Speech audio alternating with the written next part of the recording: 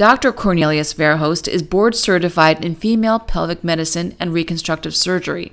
He's recognized as a top OBGYN by leading physicians of the world. And oh, by the way, he loves his job.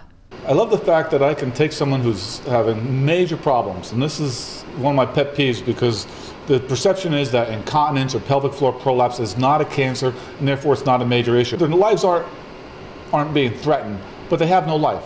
It revolves around the bathroom, or they're constantly having issues with their pelvic floor.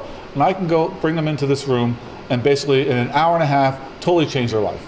In fact, most patients come back to me 2 weeks later when I see them and say they wish they did this 5 years ago. They can't believe how much it has improved their lifestyle.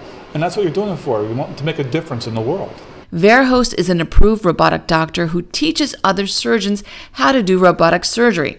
He says this cutting-edge technology is the way of the future. 100 years ago, the big improvement was anesthesia, so you could put someone under sleep and actually do just general surgery. Yeah. Then you went 20, 30 years ago and you had laparoscopy. We went through small incisions to do the same operation.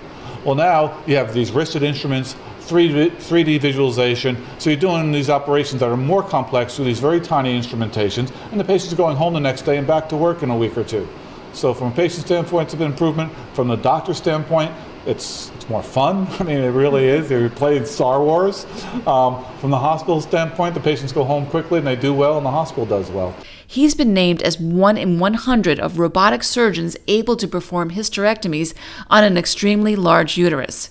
But he says you're only as good as your team. We have the same technician, the same anesthesiologist, the same nurse circulator, the same physician assistant doing every operation. So they're doing all of my surgeries, which are all the GYN robotics. They're doing all the thoracic robotics. They're doing all the general surgery robotics. So the teams become very efficient. We work hard to keep a dedicated team.